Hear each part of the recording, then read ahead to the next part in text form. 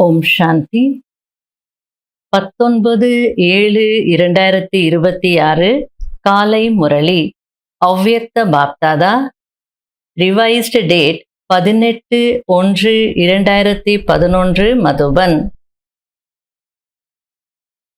முரளியின் தலைப்பு: பிரம்மா தந்தைக்கு சமமாக வாழ்ந்து கொண்டே ஜீவன் முக்த நிலையின் ஆனந்தத்தை அனுபவம் செய்யுங்கள். மனதை வென்று உலகத்தை வென்றவராக ஆகி ஸ்நேகத்தின் பரிசை கொடுங்கள். அதாவது 18 ஜனவரி முன்னிட்டு பாப்தாதா வந்திருக்காங்க. ஆகையால எப்படி பிரம்மா பாபா வாழ்ந்து கொண்டே ஜீவன் முக்தர் ஆனாரோ, எல்லாத்திலிருந்து விடுபட்டாரோ, அதுபோல நீங்களும் கூட ஜீவன் முக்த நிலையினுடைய ஆனந்தத்தை அனுபவம் செய்யுங்க. மனதை வென்று உலகத்தை வென்றவராகி அந்த ஸ்நேகத்திற்கான பரிசை கொடுங்க அப்படின்றார். இன்றைய தினம் விசேஷமாக பிரம்மா பாபா அவ்யக்தமாகிய நினைவு தினமாகும்.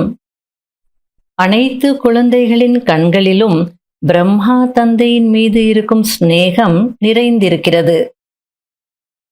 இன்று அதிகாலை 4 மணிக்கும் முன்பிருந்தே குழந்தைகளின் ஸ்நேகம் வதனத்தை வந்தடைந்தது. பிரம்மா பாபாவை சந்திப்பதற்கு ஸ்நேகத்தின், அதாவது தங்களுடைய இதயபூர்வமான ஸ்நேகத்தின் அடையாளமாக ஸ்நேகத்தின் மாலைகள் பிரம்மா பாபாவிடம் வந்தடைந்தது. ஒவ்வொரு மாலையின் நறுமணத்திலும் குழந்தைகளின் ஸ்நேகம் நிரம்பி இருந்தது. ஒவ்வொரு குழந்தையின் கண்களும் புன்னகையும் இதயத்தின் விஷயங்களை பேசிக்கொண்டிருந்தது. பிரம்மா பாபாவும் கூட ஒவ்வொருவருக்கும் ஸ்நேகத்திற்கான கைமாறு கொடுத்து கொண்டிருந்தார். இப்போதும் கூட ஒவ்வொரு குழந்தையும் தங்களுடைய கண்களின் பாஷை மூலம் தங்களுடைய இதயபூர்வமான ஸ்நேகத்தை கொடுத்து கொண்டிருக்கிறார்கள் என்பதை தந்தை புரிந்திருக்கிறார். ஏனென்றால் இந்த பரமாத்மா ஸ்நேகம் ஒவ்வொரு குழந்தையையும் எளிதாக தந்தையினுடையவராக ஆக்கக்கூடியதாக இருக்கிறது. இந்த அலௌகீக ஸ்நேகம் என்னுடைய பாபா என்ற அனுபவத்தின் மூலம் தன்னுடையவராக ஆக்கக்கூடியதாக இருக்கிறது. அதாவது இந்த அலௌகீக ஸ்நேகம் எப்படிப்பட்டது அப்படின்னா, என்னுடைய பாபா அப்படின்ற விஷயத்தை உணர்த்தக்கூடியதாக இருக்கு. எப்போ என்னுடைய பாபா என்று உணர்றீங்களோ, அனுபவம் செய்கிறீங்களோ, அந்த அனுபவத்தின் மூலம்தான் பாபாவை தன்னுடையவராக ஆக்கிக்கிறீங்க. ஆகையால என்னுடைய பாபா என்ற அனுபவத்தின் மூலம் தன்னுடையவராக ஆக்கக்கூடியதாக இருக்கிறது அப்படின்றார். ஏனென்றால் குழந்தைகள் என்னுடைய பாபா என்று சொன்னீர்கள். ஆக மேரா பாபா என்று சொல்வது என்பது அனைத்து கஜானாக்களுக்கும் எஜமானர் ஆகுவது. இந்த ஸ்நேகம் தந்தையின் பொக்கிஷங்களுக்கு எஜமானராக ஆக்கக்கூடியதாக இருக்கிறது. மேலும் இந்த ஸ்நேகம் தேக உணர்வை ஒரு நொடியில் மறக்க வைத்து நம்மை ஆத்ம அபிமானியாக ஆக்கி விடுகிறது. தந்தையை தவிர வேறு எதுவும் ஆத்மாவை ஈர்ப்பதில்லை. இந்த அலௌகீக ஸ்நேகம் இதுபோல் மிகவும் சக்தி வாய்ந்தது அப்படின்னு சொல்லிட்டு இருக்கிறார். இந்த நாளுக்கு மிக பெரிய முக்கியத்துவம் இருக்கிறது. இது வெறும் நினைவு நாள் மட்டுமல்ல, இது ஒரு சக்திசாலியான நாளாகும். ஏனென்றால் இந்த நாளில் தந்தை உலக சேவைக்காக சுயம்தான் செய்விப்பவராக இருந்து குழந்தைகளை செய்பவர்களாக ஆக்குவதற்கான திலகம் இட்டார். குழந்தைகள் தந்தையை வெளிப்படுத்துவதற்காக குழந்தைகளை செய்பவர்களாக, அதாவது நிமித்தமாக ஆக்கினார். சேவையில் வெற்றி அடைவதற்காக சுயம்தான் செய்விப்பவராகி குழந்தைகளை செய்பவராக ஆக்கினார். ஏனென்றால் சேவையில் வெற்றியடைவதற்கான சாதனம் இதுதான். அதாவது சேவையில் வெற்றி அடைவதற்கு நான் செய்பவன், செய்விப்பவர் செய்வித்துக் கொண்டிருக்கிறார் என்ற இந்த நினைவு அல்லது இந்த நிலையோ மிகவும் அவசியமானதாக இருக்கிறது. அதாவது 18 ஜனவரி பாபாவின் நினைவு நாளின் விசேஷ தன்மைகள் என்னன்றது பாபா புரிய வச்சிட்டு இருக்கிறார்.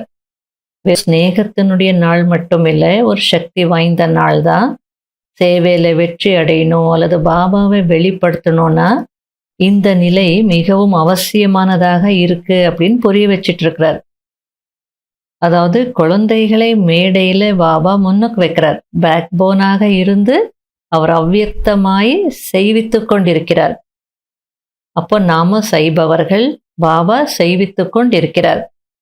பாபா அவ்வியக்த ஆனதனே இந்த பாகத்தை நடிக்க முடியும். இதுதான் பாபாவை வெளிப்படுத்துவதற்கான சேவைக்கு மிகவும் அவசியமானது அப்படின்னு சொல்லிட்டு இருக்கிறார். ஏனென்றால் 63 பிறவிகளின் நினைவு நான் என்ற எண்ணம் தேக அபிமானத்தில் கொண்டு வந்து விடுகிறது. செய்விப்பவர் செய்வித்துக் கொண்டிருக்கிறார். நான் செய்யக்கூடிய ஒரு கருவியாக இருக்கிறேன் என்ற நினைவினால், அதாவது தன்னை நிமித்தம் என்று புரிந்து கொள்வதினால் தேக அபிமானம் முடிவடைந்து விடுகிறது. அதாவது ஏதாவது சேவை செய்கிறோம், அதில் வெற்றி அடைகிறோம் அப்படின்னா அந்த அகங்காரம் வந்துடும், அபிமானம் வந்துடும். நான் செய்தேன், நான் ரொம்ப சிறப்பாக செய்தேன்னுட்டு. இது 63 பிறவிகளாக நம்ம கூடவே வந்திருக்கக்கூடிய தேக அபிமானத்தின் சம்ஸ்காரம். எப்போ நம்ம செய்விக்கிறவர் பாபா, நான் செய்கிறவன் அப்படின்ற அந்த உணர்வில் செய்கிறோமோ அப்போ இந்த தேக அபிமானம், அகங்காரம் எல்லாமே முடிஞ்சிடும் அப்படின்றார். ஆகையால பாபா அவ்வியக்தமானதுக்கு 2 ரீசன்ஸ் சொல்லிட்டு இருக்கிறார். ஒன்று, நான் பேக் போனாகி உங்களுக்கு ஹெல்ப் பண்ணி பாபாவை வெளிப்படுத்தணும். இன்னொன்று, உங்களுடைய தேக அபிமானத்தையும் போக்கணும். நீங்க நிமித்தம், அவ்வளோதான், ஒரு கருவி, அவ்வளோதான். மற்றபடி செய்விக்கிறவன் நான் தான் அப்படின்னு நமக்கும் பாபா புரிய வைக்கிறதுக்காக நான் அவ்வியக்த ஆனேன்னு சொல்றார். வெக்தத்தில் இருந்தா ஒரு இடத்துல தான் இருக்க முடியும், ஒரு சில சேவைகளை மட்டும் செய்ய முடியும். நான் இப்போ அவ்வியக்த ஆனதுனால முழு உலகத்திற்கு நான் எல்லார் மூலமாக, அதாவது எல்லா கருவிகள் மூலமாக நான் செய்விப்பவனாகி செய்ய வைக்க முடியும். அதனால்தான் நான் அவ்வியக்த ஆனேன்னு சொல்லிட்டு இருக்கிறார். அல்லது அந்த அவ்வியக்த தினத்திற்கு அவ்வளோ மகத்துவம் இருக்கிறது அப்படின்னு சொல்றார். எனவேதான் குழந்தைகளை செய்பவர்களாக ஆக்கினார். சுயம் தான் செய்விப்பவராக ஆனார்.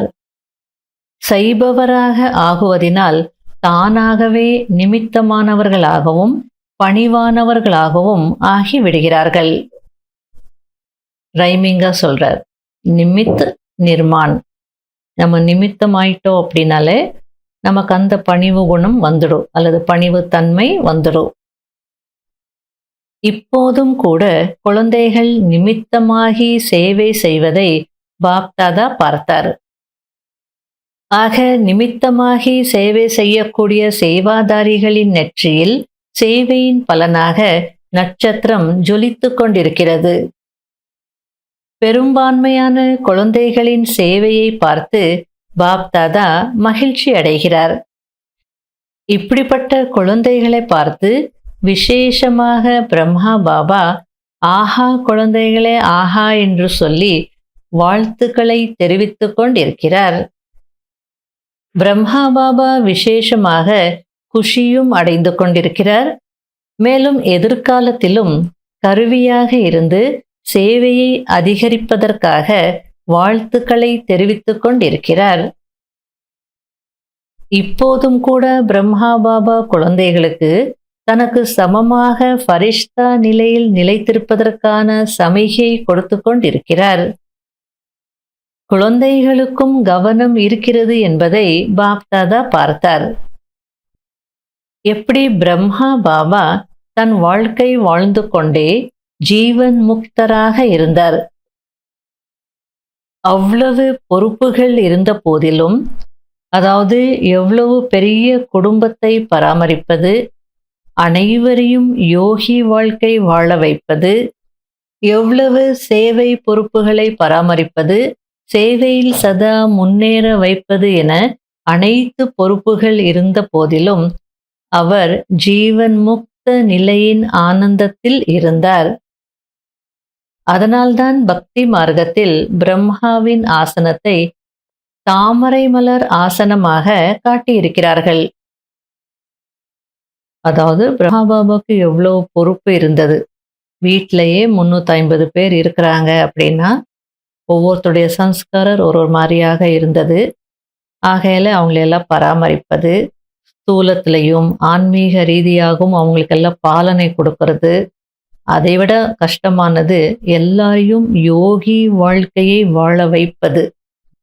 ஒருத்தருக்கு இன்ட்ரெஸ்ட் அதிகமா இருக்கும், ஒருத்தருக்கு குறைவா இருக்கு, ஒருத்தர் அதிகமா யோகா பண்ணுவாங்க, ஒருத்தர் மினிமம் தான் பண்ணுவாங்க. பட் எல்லாரையும் அந்த ட்ராக்ல கொண்டு வரணும்னா, அது எவ்வளவு சிரமமான விஷயம். நாம வேணா செய்திடலாம். ஆனா மத்தவங்கள செய்ய வைப்பது இருக்கே, அது லேசான விஷயம் இல்ல. அடுத்தது, யாருக்கும் சேவை செய்யணுன்ற எண்ணமே இல்ல. அப்ப சேவை செய்ய வைக்கணும், அந்த சேவையில முன்னேற வைக்கணும். ஏன்னா அந்த ஊக்கம், உற்சாகம் குடுத்துட்டு இருந்தால் தான் சேவை செய்வாங்க. இது போல எவ்ளோ பொறுப்பு இருந்தாலும், அவர் முயற்சி செய்து ஜீவன் முக்த நிலையினுடைய ஆனந்தத்துல இருந்தார். அதனால்தான் பக்தி மார்க்கத்துல கூட பிரம்மாவினுடைய ஆசனத்தை தாமரை மலர் ஆசனமாக காட்டியிருக்காங்க.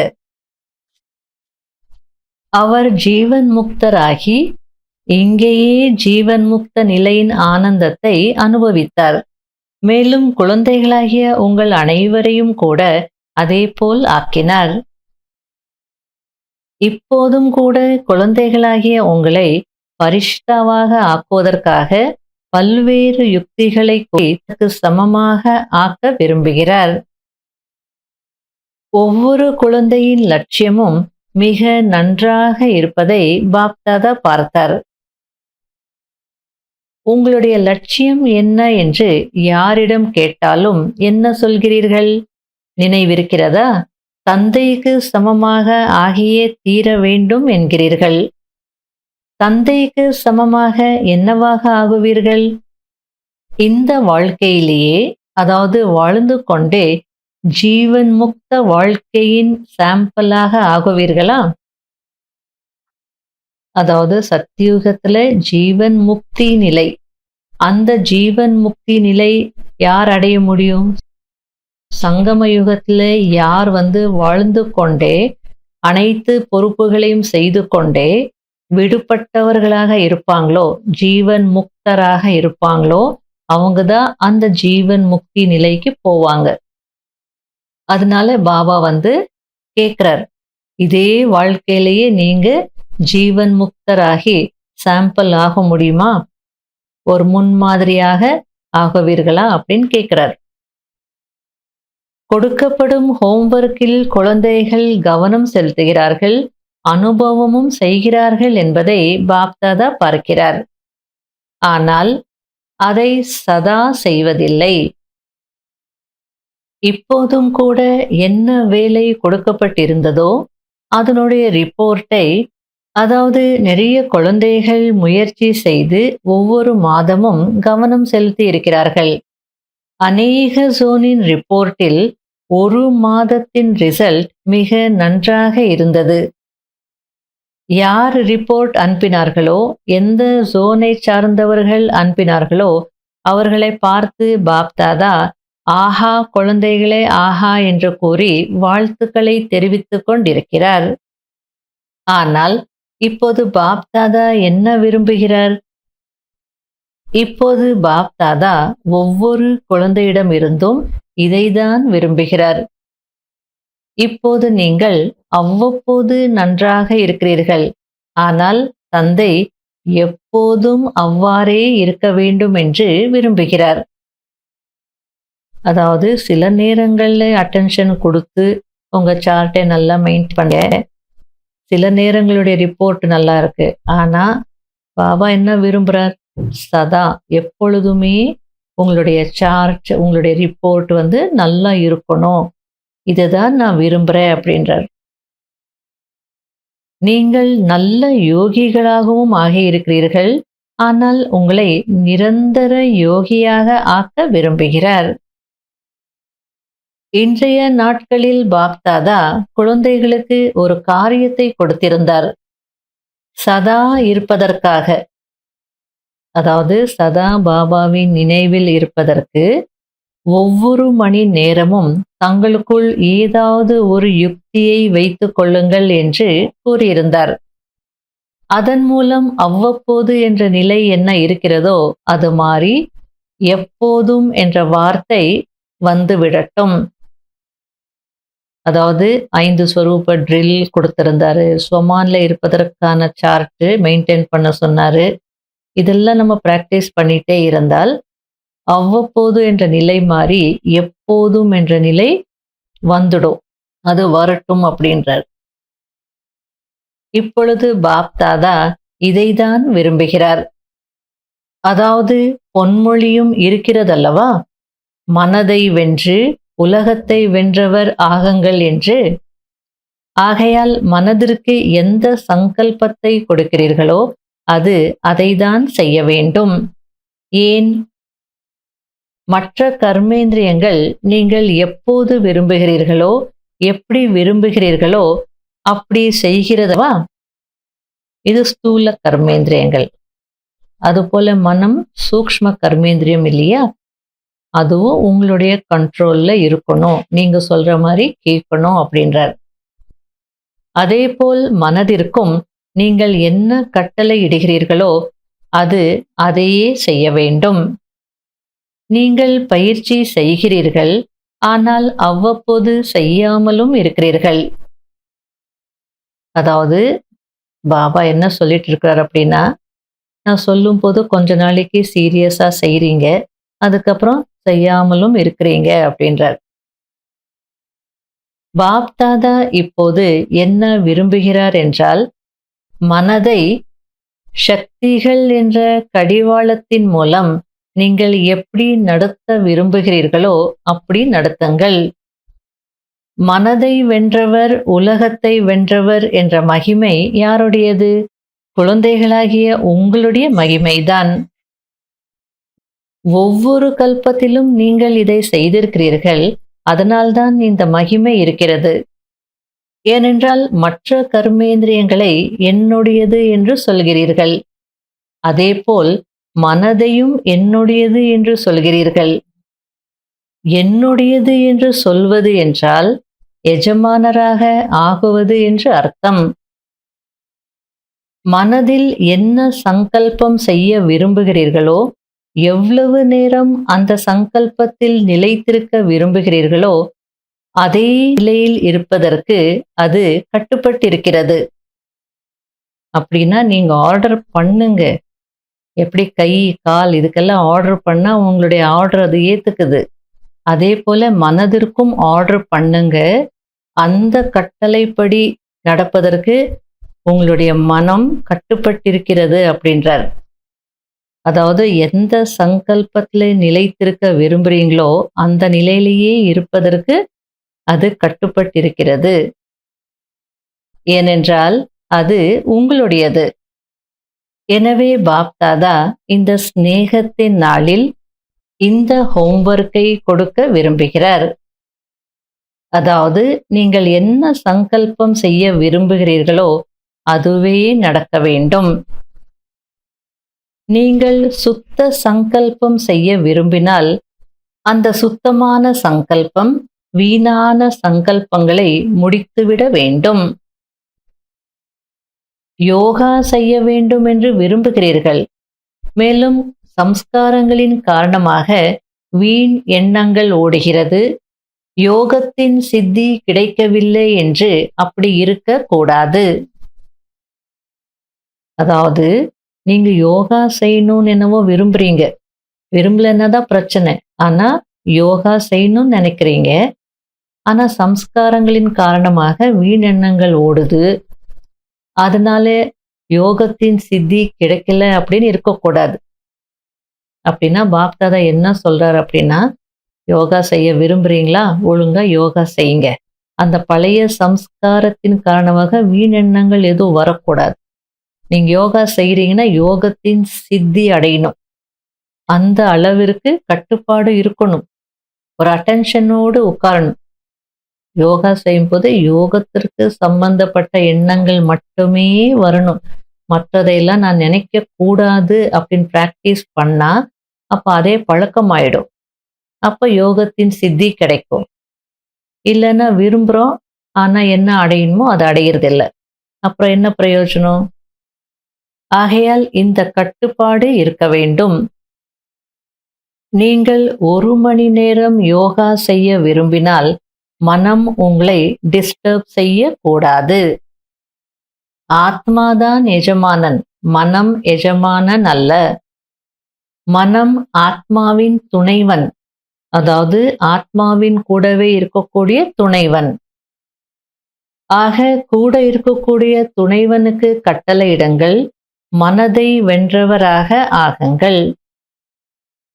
இந்த இடத்துல பாபா என்ன சொல்லிட்டு இருக்கார் அப்படின்னா, கூட இருக்கக்கூடிய துணைவன் அப்படின்னா, மனம் ஆத்மாவிற்கு உதவி செய்வதற்காக இருக்கக்கூடிய துணைவன், எஜமானன் அல்ல. ஏனென்றால் பாப் தாதாவிற்கு நிறைய குழந்தைகளிடமிருந்து செய்திகள் வருகிறது. அதாவது ஒரு நேரம் இல்லை என்றால் இன்னொரு நேரத்தில் வீணான எண்ணங்கள் வந்து விடுகிறது என்று, நாங்கள் விரும்பவில்லை என்றாலும் வந்துவிடுகிறது என்று செய்தி வருகிறது. அப்படியென்றால் இதை எஜமான நிலை என்று சொல்ல முடியுமா? உங்களுக்கு பிரம்மா பாபா மீது சிநேகம் இருக்கிறது தானே? எனவே தந்தை இன்று சிநேகத்தில் தன் இதயத்தின் விருப்பத்தை கோருகிறார். உங்களுக்கு என் மீது சிநேகம் இருக்கு, அந்த சிநேகத்தின் காரணமாக என்னுடைய உள்ளத்தின் விருப்பத்தை, இதயத்தின் விருப்பத்தை உங்களுக்கு சொல்றேன் அப்படின்றார்.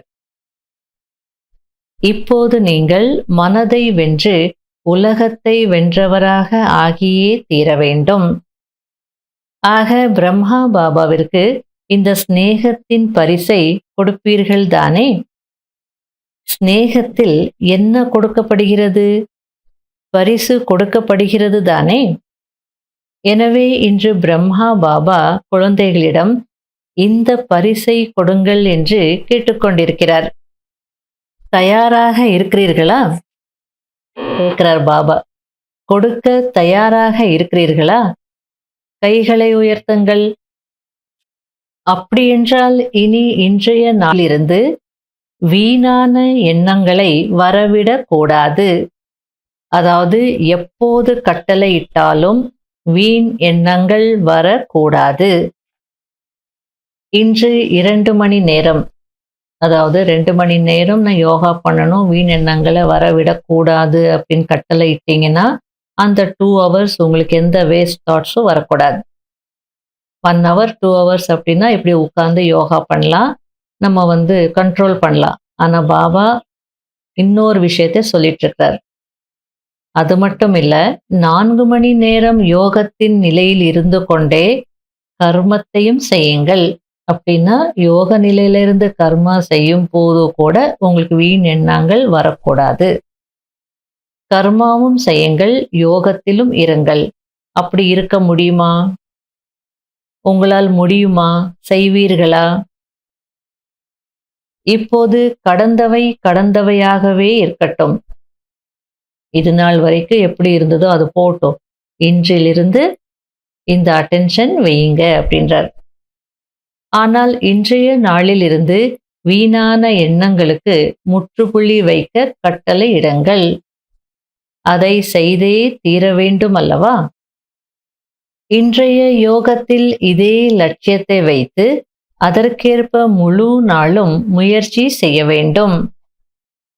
அதாவது யோகத்துல மட்டும்தான் வீணெண்ணங்கள் வரக்கூடாது, மற்ற நேரத்துல வரலான்னு அப்படி இல்லை. நீங்க லட்சியத்தை வச்சீங்க அப்படின்னா அதற்கேற்ப முழு நாளும் முயற்சி நடந்துகிட்டே இருக்கணும். முழு நாளும் உங்களுக்கு வீணெண்ணங்கள் வரக்கூடாது. முழு நாளும் செய்தாதான் யோகத்துல வராது, யோகத்துல செய்தாதான் முழு நாளும் வராது. இன்டர்லிங்க் இருக்கு.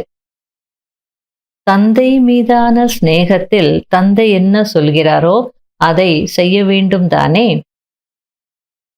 வீண் எண்ணங்களை நிறுத்துவதற்கான யுக்தி என்னவென்றால், பிரம்மா பாபாவின் சிநேகத்தை இதயபூர்வமாக நினைவு செய்யுங்கள். நீங்கள் அவரை சாக்காரத்தில் பார்த்திருந்தாலும் சரி, பார்க்கவில்லை என்றாலும் சரி, ஆனால் புத்தி பலத்தின் மூலம் அனைவரும் பார்த்திருக்கிறீர்கள் தானே? பார்த்திருக்கிறீர்களா இல்லையா? யாரெல்லாம் நான் பாபாவின் அன்பை பார்த்திருக்கிறேன், பிரம்மா பாபாவின் பாலனையை பார்ப்பது மட்டும் இல்லாமல் அதன் ஆதாரத்தில்தான் நடந்து கொண்டிருக்கிறேன் என்று நினைக்கிறீர்களோ, அவர்கள் கைகளை உயர்த்துங்கள். நல்லது, கைகளை உயர்த்தி மகிழ்வித்து விட்டீர்கள். பாப் தாதாவிற்கு மகிழ்ச்சியாக இருக்கிறது. நீங்கள் தைரியம் வைத்திருக்கிறீர்கள் அல்லவா? ஆனால் எப்போதாவது ஏதாவது சக்தி குறைந்து விட்டது என்றால் அப்போது சதா தந்தையின் சம்பந்தத்தை நினைவு செய்யுங்கள். எத்தனை சம்பந்தங்கள் இருக்கிறது! சில நேரங்களில் தந்தை, சில நேரங்களில் குழந்தையாக கூட ஆகிவிடுவார். சில நேரங்களில் தந்தை என்றால் சில நேரங்களில் தோழனாகவும் ஆகிவிடுகிறார். எனவே இந்த சம்பந்தங்களை நினைவு செய்யுங்கள் அல்லது பிராப்திகளை நினைவு செய்யுங்கள். அதாவது எந்த ஒரு சம்பந்தமானாலும் அந்த சம்பந்தத்திற்கே உரிய பிராப்திகள் இருக்கும் இல்லையா? ஆகையால எத்தனை சம்பந்தங்கள் இருக்கு, ஏதாவது ஒரு சம்பந்தத்துல நீங்க பாபாவை நினைங்க, அந்த சம்பந்தத்தின் பிராப்திகளை நீங்க அனுபவம் செய்யுங்க. அதாவது சம்பந்தத்தை நினைவு செய்தால் அந்த சம்பந்தத்தின் மூலம் கிடைக்கிற பிராப்தி நினைவு வரும். இல்ல அந்த பிராப்திகளின் அனுபவத்தை நீங்க நினைச்சீங்கன்னா அந்த பிராப்திகள் யாரிடமிருந்து கிடைச்சதுன்னு அந்த சம்பந்தத்தினுடைய நினைவு வந்துடும். ஆகையால பிராப்திகள் மற்றும் சம்பந்தம் இந்த ரெண்டையும் அவசிக்கோங்க அப்படின்றார். எப்படி இன்று இதயத்திலிருந்து நினைவு செய்து கொண்டு இருக்கிறீர்களோ, இதுபோல் நினைவு செய்வதினால் அன்பு தானாகவே வந்து கொண்டிருக்கிறது. இன்று அனைவரின் இதயத்திலும் பிரம்மா பாபாவின் மீது அன்பு பொங்கிக் கொண்டிருக்கிறது தானே? ஆகையால் எப்பொழுதெல்லாம் மனநிலை கீழே மேலே ஆகிறதோ அப்போது சம்பந்தங்களையும் பிராப்திகளையும் நினைவு செய்யுங்கள். தந்தை ஒவ்வொரு குழந்தைக்கும் உதவியாளராக இருக்கிறார். நீங்கள் நினைவு செய்தால் மட்டும் போதும். அதாவது பாபா உதவியாளராக எப்போதுமே இருக்கிறார். ஒவ்வொரு குழந்தைக்கும் நான் உதவியாளராக இருக்கிறேன்றார். அப்படின்னா உதவி செய்ய வேண்டியதுதானே? அங்கேதான் ஒரு சிக்கல் இருக்கு. நாம நினைச்சாதான் உதவி செய்வார். வைஃபை எல்லா இடத்துல இருக்கலாம், பாஸ்வேர்டு போட்டால் தானே அக்சஸ் கிடைக்கும். அதுபோல நம்ம சம்பந்தத்தை நினைச்சாதான், பிராப்திகளை நினைச்சாதான் அந்த உதவி கிடைக்கும் அப்படின்றார். ஆகையால நீங்க நினைவு செய்தால் மட்டும் போதும் அப்படின்றார். ஆக இன்று என்ன செய்ய வேண்டும் என்று புரிந்ததா? மனதை வென்றவர் உலகத்தை வென்றவர் என்ற மகிமை என்ன இருக்கிறதோ அந்த சொரூபத்தை தாரணை செய்ய வேண்டும். மனதை கட்டளைப்படி நடத்துங்கள். இப்போது அதை கொஞ்சம் சுதரமாக விட்டுவிட்டீர்கள் அல்லவா? அதனால்தான் அது தன் வேலையை செய்கிறது. அதாவது கொஞ்சம் நீங்க ஃப்ரீயா விட்டீங்க, அதனால அது தன் இஷ்டப்படி ஏதாவது வேலை செய்து. இப்போது கவனம் கொடுங்கள். மனம் என் கட்டளைப்படி செயல்பட வேண்டுமே தவிர நான் மனதின் கட்டளைப்படி செயல்படக்கூடாது. உதாரணத்திற்கு, நீங்கள் ஞானத்தின் விஷயங்களை சிந்திக்க விரும்புகிறீர்கள், ஆனால் தேவையில்லாத விஷயங்கள் வந்து விடுகிறது. அப்படியென்றால் மனம் எஜமானனா அல்லது நீங்கள் எஜமானனா? அனைவரும் இந்த ஹோம்வொர்க்கை புரிந்து கொண்டீர்கள் தானே? மனதை வென்றவராக ஆக வேண்டும். நீங்கள் என்ன கட்டளை இடுகிறீர்களோ அதை அது கேட்கும். கண்டிப்பாக கேட்கும். அதற்கு கவனம் கொடுக்க வேண்டி இருக்கும், அவ்வளவுதான். நீங்க ஆர்டர் செய்தால் உங்க மனம் அது கேட்கும். கண்டிப்பா கேட்கும். ஆனா நீங்க கட்டளை இடணும். நீங்க கவனம் கொடுக்கணும், அவ்வளவுதான். நீங்க வாட்ச் பண்ணிட்டே இருந்தால் எங்க போவோம்? எங்கேயும் போவாது. நாம கொஞ்சம் ஃப்ரீயா விட்டுட்டோம்னா அது இஷ்டத்துக்கு எங்க வேணாலும் போகும். தாய்மார்களே, ஆசிரியர்களே, முடியும் தானே? முடியுமா? ஆசிரியர்கள் கை உயர்த்துங்கள். டீச்சர்ஸ் கைகளை உயர்த்தி கொண்டிருக்கிறார்கள். இது முடியும் என்று நினைக்கிறீர்கள் என்றால் கைகளை அசையுங்கள். முதல் வரிசையில் இருப்பவர்கள் கைகளை அசையுங்கள். சகோதரர்கள் கைகளை அசையுங்கள். எல்லாருமே கை அசைக்கிறது பார்த்து பாபா, ஆஹா, அப்படி என்றால் பிரம்மா தந்தைக்கு சிநேகத்திற்கான பரிசை கொடுத்து விட்டீர்கள். அதற்காக வாழ்த்துக்கள், நல்வாழ்த்துக்கள். நல்லது. பாப்தாதா மீது இருக்கும் சிநேகம் மிகுந்த ஒத்துழைப்பை தருகிறது. என்னுடைய பாபா என்று இதயபூர்வமாக சொன்னீர்கள். என்னுடைய பாபா என்று சொன்னீர்கள் என்றால் நான் யார்? தந்தையின் செல்ல குழந்தை. அனைவரும் எத்தனை முறை என்னுடைய பாபா, என்னுடைய பாபா என்று சொல்கிறீர்கள்? எத்தனை முறை சொல்கிறீர்கள்? தந்தை கேட்கிறார் தானே? அனைத்தையும் குறித்துக் கொள்கிறார். டபுள் ஃபாரினர்ஸும் கேட்டுக்கொண்டிருக்கிறீர்கள் தானே? முழு சீசனிலும் டபுள் ஃபாரினர்ஸ் மிக நன்றாக வருகை தந்திருக்கிறார்கள் என்பதை பாப்தாதா பார்த்தார். மதுபனில் ஒவ்வொரு டர்னிலும் வந்திருக்கிறார்கள். இப்போதும் 350 பேர் இருக்கிறார்கள். தங்களுடைய டர்னிலும் வருகிறார்கள். ஆனால் ஒவ்வொரு டர்னிலும் கூட ஏதாவது ஒரு இடத்திலிருந்து கொஞ்சம் கொஞ்சமாக வந்து விடுகிறார்கள். ஆக இப்போதைய இந்த ரிசல்ட்டை பாப் தாதாவும் பார்த்து கொண்டிருப்பார். நீங்களும் சாட்சியாக இருந்து உங்களுடைய ரிசல்ட்டை பார்த்து கொண்டே இருங்கள். நான் பாப் தாதாவிற்கு எஜமானனாக ஆகுவதற்கான வாக்குறுதியை கொடுத்திருக்கிறேன் என்பதை சதா நினைவில் வையுங்கள். பாப் தாதா இப்போது குழந்தைகளுக்கு குறைந்தபட்சம் ஒவ்வொரு மண்டலத்திற்கும் இந்த காரியத்தை கொடுக்க முடியும். அதாவது இந்த மண்டலம் இந்த வாரம் அல்லது 15 நாட்களில் வீணான எண்ணங்கள் வரவில்லை. அது மட்டும் இல்லாமல் மனதிற்கு எந்த விஷயத்தை கொடுத்தோமோ அதை அது செய்ததா இல்லையா என்ற ரிசல்ட் கொடுக்க வேண்டும். டீச்சர்ஸ், இது உங்களுக்கு சம்மதமா? சம்மதமா? மண்டலங்களுக்கு இந்த காரியத்தை கொடுக்கலாமா? டீச்சர்ஸ் கை உயர்த்துங்கள். இந்த டர்ன் மகாராஷ்டிராவினுடையது தானே? அப்படியென்றால் மகாராஷ்டிராவிற்கு மகான் காரியத்தை கொடுப்போம் தானே? பாப் தாதாவிற்கு ஒவ்வொரு மண்டலத்தின் மீதும் அன்பு இருக்கிறது. மேலும் தந்தைக்கு குழந்தைகள் மீது நிச்சயம் இருக்கிறது. அதாவது தந்தை சொன்னார், குழந்தைகள் அதை செய்தார்கள் என்று.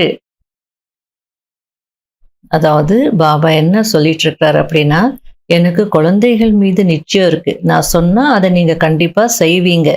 தந்தை சொன்னார், குழந்தைகள் செய்தார்கள்.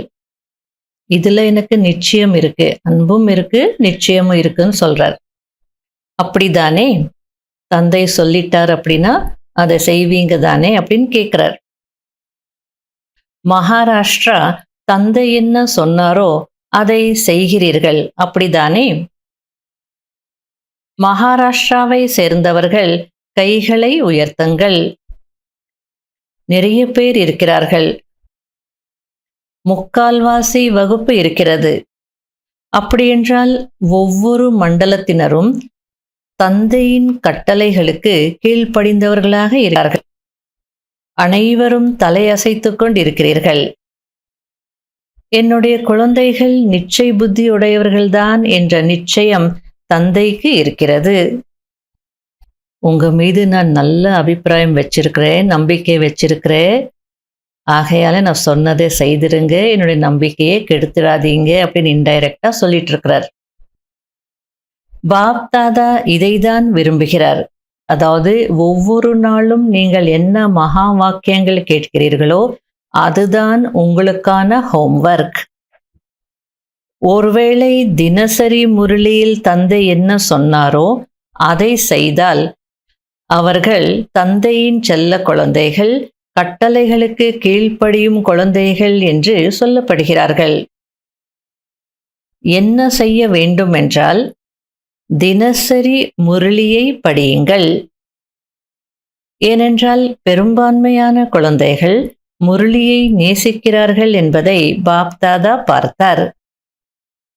அப்படி ஒருவேளை யாராவது முரளியை நேசிக்கவில்லை, ஆனால் பாபா உங்கள் மீது எனக்கு மிகுந்த அன்பு இருக்கிறது என்று சொல்கிறார் என்றால் அதற்கு தந்தை கேட்கிறார், தந்தையின் அன்பு எதன் மீது இருக்கிறது? முரளியின் மீதுதான். முரளிக்காக எவ்வளவு தூரத்திலிருந்து வருகிறார். இவ்வளவு தூரத்திலிருந்து பாடம் நடத்துவதற்காக வரக்கூடிய ஆசிரியர் யாராவது இருப்பார்களா? ஆக தந்தையின் அன்பு முரளியின் மீது இருக்கிறது என்றால் யார் என்னுடைய பாபா என்று சொல்கிறார்களோ அவர்களுடைய முதல் அன்பு தந்தை மீது, தந்தையின் முரளியின் மீதுதான் இருக்க வேண்டும். எவ்வளோ நல்லா புரிய வச்சிட்டு இருக்கிறார். எனக்கு பாபா மீது அன்பு இருக்கு, ஆனா முரளிக்கெல்லாம் நான் வர முடியாது அப்படின்னு சொன்னா அதுக்கு என்னன்னு சொல்றது? பாபாவுக்கு எதன் மீது அன்பு இருக்கு? முரளியின் மீது அன்பு இருக்கு. அதனால்தான் பரந்தாமத்திலிருந்து அவ்வளோ தூரத்திலிருந்து நமக்கு படிப்பிக்கிறதுக்காக இங்க வரார் தினந்தோறும். இது போன்ற ஆசிரியர் யாராவது இருப்பாங்களா?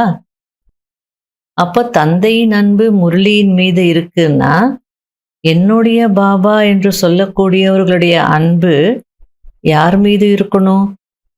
தந்தை மீதும் இருக்கணும். அதுவும் முதல் அன்பு அப்படின்றார். தந்தையின் மீது இருக்கணும். தந்தையின் முரளியின் மீது தானே இருக்கணும். பிரம்மா பாபாவுக்கு அப்படித்தானே இருந்தது. பாருங்கள், பிரம்மா பாபா ஒரு நாள் கூட முரளியை தவறவிடவில்லை. அவர் ஏதோ காரணமாக மும்பைக்கு சென்றிருந்த போதும் சரி, அவர் முரளியை எழுதினார் மற்றும் மாதேஸ்வரி மம்மா அந்த முரளியை வாசித்து சொன்னார். கடைசி நாளில் கூட உடல்நிலை சற்று தளர்வாக இருந்ததால் காலையில் வகுப்பு நடத்தவில்லை. ஆனால் மாலையில் வகுப்பு நடத்திய பிறகுதான் அவ்வியக்தமானார். ஆக பிரம்மா பாபாவின் அன்பு எதன் மீது இருந்தது? முரளியின் மீது தானே. எனவே எனக்கு பாபாவின் மீது அன்பு இருக்கிறது என்று யாரெல்லாம் நினைக்கிறீர்களோ அவர்களுக்கு தந்தைக்கு எதன் மீது அன்பு இருந்ததோ அதன் மீது அன்பு இருக்க வேண்டும் தானே. எனவே முரளியை தினமும் வகுப்பில் படியுங்கள் அல்லது கேளுங்கள். ஏதாவது தவிர்க்க முடியாத காரணங்கள் இருந்தால், வேறு வழி இல்லை என்றால் ஓகே. மற்றபடி சாக்கு போக்கு காரணங்கள் இருக்கக்கூடாது. சரியான காரணம் இருந்தது என்றால் யாரிடமாவது கேட்டு தெரிந்து கொள்ளுங்கள். நான் முரளிக்கு இவ்வளவு முக்கியத்துவம் கொடுப்பேன் என்று நினைப்பவர்கள் கைகளை உயர்த்துங்கள். நல்லது. இங்கு அனைவரும் தெரிகிறீர்கள். பாபா முன்னாடி ஒரு பெரிய டிவி இருந்தது. அதுல நீங்க அனைவரும் கை உயர்த்துறது தெரியுது அப்படின்றார். பாபா பின்னால் இருக்கக்கூடிய உங்களையும் பார்த்து கொண்டிருக்கிறார். நல்லது. நம்ம பின்னாடி இருக்கிறோம், அதனால நாம தெரியல அப்படின்னு நினைச்சிடாதீங்க. பின்னாடி உட்கார்ந்திருந்தாலும் அவர்களையும் நான் பார்த்துட்டு இருக்கிறேன் அப்படின்றார். இன்று யார் முரளி கேட்கவில்லை என்று தந்தை இடையிடையே சோதனை செய்வார், டெஸ்ட் பண்ணுவாராம். அதை ஆசிரியர்கள் எழுதி அனுப்ப வேண்டும். அட்டெண்டன்ஸ் வந்து ஹெட் குவார்ட்டர்ஸ்க்கு அனுப்பணும். இது பிடித்திருக்கிறது தானே? நல்லது. இன்று பிரம்மா பாபா ஒவ்வொரு குழந்தையையும் சந்தித்து மிகவும் அன்பாக தன் கண்களின் மூலம் ஒவ்வொரு குழந்தைக்கும் அன்பை கொடுத்து கொண்டிருக்கிறார். நல்லது. ஒவ்வொரு குழந்தையும் அன்போடு தந்தையின் இதயத்தில் நிறைந்திருக்கிறீர்கள். மேலும் தந்தை மற்றும் குழந்தைகளின் இந்த அன்பு அனாதி மற்றும் அழியாத அன்பாகும். முழு சங்கம யுகமும் தந்தை மற்றும் குழந்தைகளின் இந்த சந்திப்பு நிச்சயிக்கப்பட்டிருக்கிறது. நல்லது. இப்போது நேரில் அமர்ந்திருக்கும் அல்லது தூரத்தில் இருந்து கொண்டே பார்த்து கொண்டிருக்கும் குழந்தைகளுக்கு, நாலாபுறங்களிலும் உள்ள குழந்தைகள் ஒவ்வொரு நாட்டிலும் சென்டர்களுக்கு சென்று பார்க்கிறார்கள், கேட்கிறார்கள். இரவில் எவ்வளவு நேரமானாலும் சரி பார்க்கிறார்கள். இப்போ கனடா, அமெரிக்கா அப்படின்னா 12 hours கேப் இருக்கு, பிரச்சனை இல்லை. பாபா இங்கே நைட் வரார் அப்படின்னா அவங்க காலையில கேட்பாங்க. ஆனால் ஆஸ்திரேலியா போன்ற நாடுகள் அப்படின்னா மிட் நைட் 1:30, 2 o'clock ஆனாலும் எல்லாரும் வந்து பாப்தாதாவை சந்திப்பாங்க. மற்றபடி சிங்கப்பூரோ அல்லது யூரோப்பியன் கண்ட்ரிஸோ 4.5 hours, 5 hours அந்த மாதிரி டிஃப்ரென்ஸ் இருக்குது. 2.5 hours அப்படி டிஃப்ரென்ஸ் இருக்குது. அது பிரச்சனை இல்லை. ஆனால் மிட் நைட்டில் கூட சென்டருக்கு வந்து பார்க்கக்கூடிய, கேட்கக்கூடிய குழந்தைகள் இருக்காங்கன்னு பாபா அதை அக்னாலேஜ் பண்ணிட்டுருக்கிறார். நான் பார்க்குறேன் அப்படின்னு. அறிவியலின் சாதனங்கள் உங்களுக்காகவே உருவாக்கப்பட்டிருக்கிறது. மேலும் இதன் மூலம் உங்களுக்கு தான் லாபம் ஏற்பட்டு கொண்டிருக்கிறது. ஒருவேளை அறிவியல் மூலம் விநாசம் ஏற்படும் என்றாலும் அதுவும் உங்களுடைய ராஜ்யத்திற்காக தான் செய்கிறார்கள். அதாவது அறிவியல் சாதனங்கள் மூலம் எவ்வளோ உங்களுக்கு நன்மை நடந்துட்டு இருக்கு பாருங்க. அவங்க விநாசத்திற்கான சாதனங்கள் கண்டுபிடிச்சிருந்தாலோ அதுவும் நம்முடைய நன்மைக்காக தான். நாம நம்முடைய ராஜ்யத்திற்கு போகணுன்றதுக்காக தான் அதெல்லாம் கண்டுபிடிக்கிறாங்க அப்படின்னு சொல்றார். எனவே 4 திசைகளிலும் உள்ள அன்பு நிறைந்த குழந்தைகளுக்கு விசேஷமாக பிரம்மா தந்தையின் அன்பு நினைவுகளும் இதயத்தின் செல்லத்தையும் இதயத்தின் அன்பையும் ஏற்றுக்கொள்ளுங்கள். வரதானம். உண்மை மற்றும் சுத்தத்தின் தாரணை மூலமாக அருகாமையை அனுபவம் செய்யக்கூடிய சம்பூர்ண மூர்த்தி ஆகுங்கள். அனைத்து தாரணைகளிலும் முக்கியமான தாரணை உண்மையாக மற்றும் சுத்தமாக இருப்பது. ஒருவருக்கு இன்னொருவருக்காக இதயத்தில் சுத்த பாவனை இருக்க வேண்டும். ஒரு சுத்தமான பொருளில் அனைத்தும் தெளிவாக தெரிவது போல ஒருவருக்கு இன்னொருவருடைய சுத்த பாவம், பாவனை, சுபாவம் தெளிவாக தெரிய வேண்டும். எங்கு உண்மையும் சுத்தமும் இருக்கிறதோ அங்கு நெருக்கம் இருக்கும். எப்படி பாப்தாதாவிற்கு நெருக்கமாக இருக்கிறீர்கள், அதுபோல் உங்களுக்குள்ளும் பரஸ்பர இதயத்தின் நெருக்கம் இருக்க வேண்டும். சுபாவத்தின் வேறுபாடுகள் முடிந்துவிட வேண்டும். அதாவது டிஃபரன்ஸ் ஆஃப் ஒப்பீனியன் அப்படின்றது முடிஞ்சிடணும் அப்படின்றார். பாப்தாதாவுக்கு ரொம்ப க்ளோஸாக இருக்கீங்க, அதுபோல உங்களுக்குள்ளேயும் அனைவரும் க்ளோஸாக இருக்கணும். அதற்கு டிஃப்ரென்ஸ் ஆஃப் ஒப்பீனியன் என்ன இருக்கோ, கருத்து வேறுபாடுகள், அது முடிந்து போகணும். அதற்காக மனதின் பாவத்தையும் சுபாவத்தையும் மேட்ச் செய்ய வேண்டும். அதாவது எந்த மனிதர்களோடு நம்ம வாழ்ந்துட்டு இருக்கிறோமோ அவங்களுடைய சுபாவத்தோடு நம்முடைய சுபாவம் மேட்ச் ஆகணும், ஒத்து போகணும். அக்செப்ட் பண்ணணும், மாறணும், அட்ஜஸ்ட் பண்ணணும். டிஃப்ரென்ஸ் ஆஃப் ஒப்பீனியன் இருக்கக்கூடாது. தவறுகள் செய்தோன்னா அதை அட்மிட் பண்ணணும். அப்போ தான் மேட்ச் ஆகும். நான் செய்ததான் ரைட்டுன்னு இருந்தோன்னா பேரலல் லைன்ஸ், தண்டவாளம் போல மீட்டே ஆக மாட்டோம். எப்போது சுபாவத்தில் எந்த ஒரு வித்தியாசமும் தெரிவதில்லையோ அப்போது சம்பூர்ண மூர்த்தி என்று சொல்ல முடியும். ஸ்லோகன்: சீர்கெட்டு போனவர்களை சீர்திருத்துவது இதுதான் அனைத்தையும் விட பெரிய சேவை ஆகும். அவ்யக்த சமிகை: யோகத்தை ஜுவாலா சொரூபமாக ஆக்குவதற்கு ஒரு நொடியில் புள்ளி ரூபமாகி மனம் மற்றும் புத்தியை ஒருமுகப்படுத்தும் பயிற்சியை மீண்டும் மீண்டும் செய்யுங்கள். ஸ்டாப் என்று சொன்ன உடனே ஒரு நொடியில் வீணான தேக உணர்வில் இருந்து விடுபட்டு மனம் மற்றும் புத்தி ஒருமுகமாகிவிட வேண்டும். இப்படிப்பட்ட கண்ட்ரோலிங் பவர், அதாவது கட்டுப்படுத்தும் சக்தியை நாள் முழுவதும் பயன்படுத்துங்கள். பவர்ஃபுல் பிரேக் மூலம் மனம் மற்றும் புத்தியை கட்டுப்படுத்துங்கள். மனம் மற்றும் புத்தியை எங்கு நிலைநிறுத்த விரும்புகிறீர்களோ அங்கு அது ஒரு நொடியில் நிலைத்துவிட வேண்டும். விசேஷ அறிவிப்பு: மாதத்தின் 3வது ஞாயிற்றுக்கிழமை யோகா பயிற்சி. இன்று மாதத்தின் 3வது ஞாயிற்றுக்கிழமை அனைத்து சகோதர சகோதரிகளும் ஒன்று கூடி மாலை 6:30 மணி முதல் 7:30 மணி வரை தங்களுடைய ஃபரிஷ்தா சொரூபத்தின் மூலம் அலைந்து கொண்டிருக்கும் துக்கம் அடைந்த அமைதியற்ற ஆத்மாக்களுக்கு சுகம் மற்றும் அமைதியின் தூய்மையான கிரணங்களை கொடுத்து அவர்களுக்கு துணை வள்ளலாக இருக்கக்கூடிய தந்தையின் நினைவை ஏற்படுத்தக்கூடிய சேவை செய்யுங்கள். ஓம் சாந்தி.